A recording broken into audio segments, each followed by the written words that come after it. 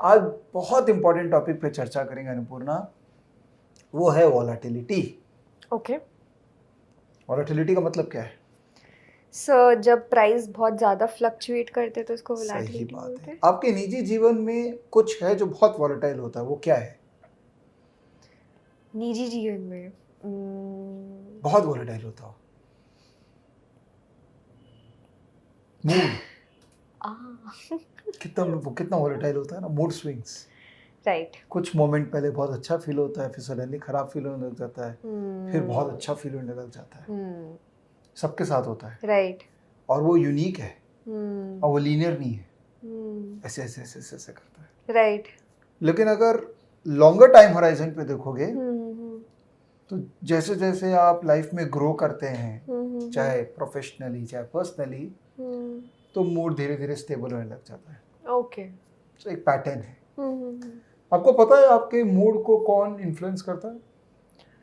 So circle of influence. Circle of influence, correct. तो जिसमें internal आप खुद और एक्सटर्नल मतलब बाहर के लोग जो आपके अराउंड में हैं, जो आपके मूड को इन्फ्लुएंस करते हैं। प्लस ऑब्वियसली नेचर अपने आप में एक इन्फ्लुएंसिंग अथॉरिटी है।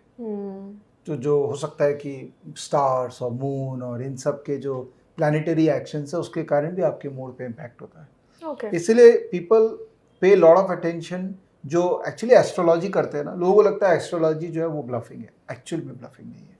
There is a science behind astrology because every person has a unique DNA and that DNA is obviously the date of birth and the time of birth and all those things gets influenced that DNA, and then how planetary action works depends that influences your mood as well. आप मानते हैं इस बात को? Bluffing लग रहा है? नहीं, मैं भी नहीं मानता था। जब मैं यंग था ना, मैं नहीं मानता था। मेरे को लगता था ये सब क्या है, साइंस नहीं है ये, तो बस ऐसे ही कन्विंस करना है तो कन्विंस कर दो। But as you grow in your age and as you grow older, you suddenly realize that there is some other force which is definitely influencing me and my mood. Okay. Some people call it God, some people will call it as a different name, but there is some force which is influencing you. Okay. ठीक है? Stock market में भी stocks को कोई ना कोई influence कर रहा है। एक तो मैंने आपको बताया था, कौन है? ऑपरेटर्स। ऑपरेटर। वो तो इन्फ्लुएंस करेगा ही। क्यों करेगा? क्योंकि ऑपरेटर चाहता है कि आप वैसे ही पोजीशन ले, या ऑपरेटर चाहता है कि स्टॉक वैसे ही बिहेव करे जैसे वो पोजीशन ले रखा है। ठीक है?